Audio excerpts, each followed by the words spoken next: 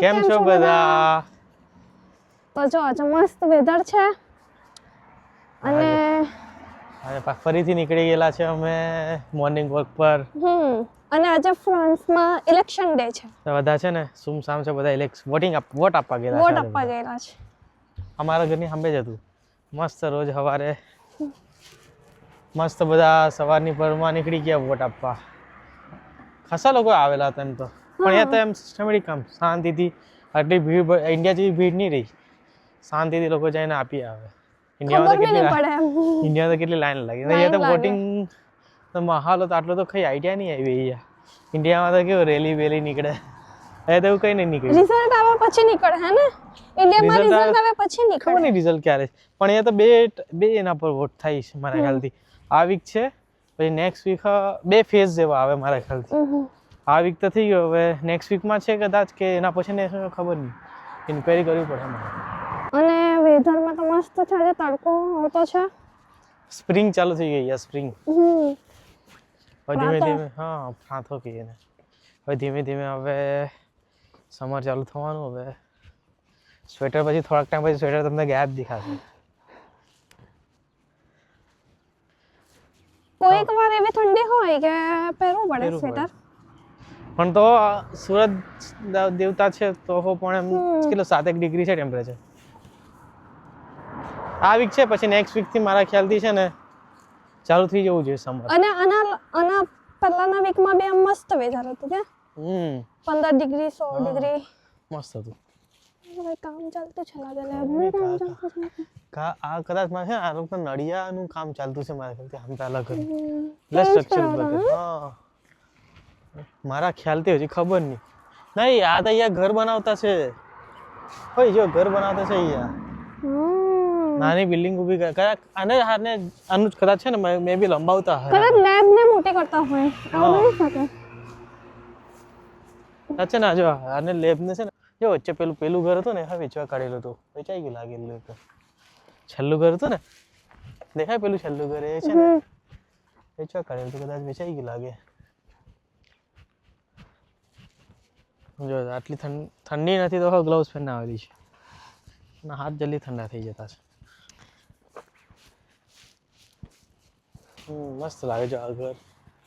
મસ્ત ઘર છે. વ્યૂ મસ્ત છે યાર. અંદર સારું છે. જો પેલો વ્યૂ બતાવો મસ્ત લાગે. તો અંધારામાં તો આવ્યું નહીં, આટલું બધું આવતું નહીં. અંદર સન ડાયરેક્ટ આવતો છે ને એટલે ઓછું આવતું. આ મસ્ત છે ઘર. કેફે છે જો ગાડી. આ તો બધા ઇન્ડિયામાં હમણાં બી એમ વાત પેલું કરતા જે યુદ્ધ ચાલતું છે ઈરાન ઇઝરાયલ વાળું, ભાઈ ગેસના બાટલા બધી બહુ લાઈન ચાલતી છે. લાઈન ચાલતી છે. પેટ્રોલ બધા ભરી જતા છે પેટ્રોલ ને પ્રાઇસ વધી જવાના છે. બાટલા બી એડવાન્સમાં બધા એ કરી મૂકતા છે. તો ભાઈ હમણાં કેવી કન્ડિશન છે જરા કહેજો અમને કોમેન્ટમાં. અહીંયા તો કોઈ છે નહીં. અહીંયા બધું હમણાં તો બધું નોર્મલ જ છે. ઇન્ડિયામાં પોપ્યુલેશન વધારે એટલે છે ને લોકો જરાક એમ કરવું પડે મારા ખ્યાલથી સ્ટોરેજ. અહીંયા તો આટલી પોપ્યુલેશન નહીં એટલે આટલું બધું એમ સ્ટોર કરવાની જરૂર નહીં પડે. કેટલું ફાઇન ઘર છે જો.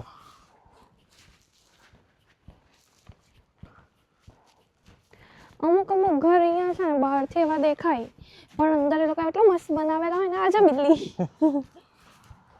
મ્યાઉ ગબરાન ચાલી ગઈ. મ્યાઉ घबरा नहीं चल. लड़ीन ठंडी लगती है. थीजिया करती है. थीजिया करती पता चली हमारा हाथ आता अपना हाथ आता होती है. थीजिया करती है. थीजिया करती है. આવતી છે શું કરતી છે જો.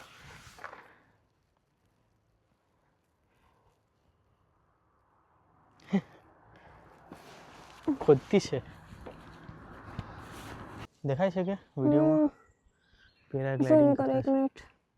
હાલો કેટલા બધા લોકો પેરાગ્લાઇડિંગ કરતા. હજુ ઝૂમ કરજો કદાચ હજુ દેખાય મસ્ત. હા જો કેટલા બધા છે. હજુ આપણી સબસ્ક્રાઇબર થયેલા નથી એટલે આપણે જવા હે નહીં હમણાં. અહીંયા જો કેટલું ડિસિપ્લિન છે. એક ગાડી જતી નથી તો એક પણ ગાડી જતી નથી તો બી એમ રેડ સિગ્નલ એટલે રેડ ઉભે સિગ્નલ રહી. એટલે ઊભા રહેવાનું એટલે રહેવાનું જ.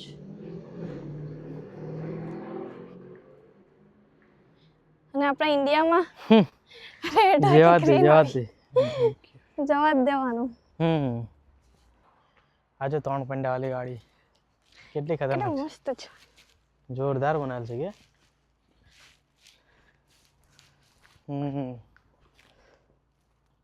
તે થંબનેલ માટે એક ફોટો લઈ લે એમ.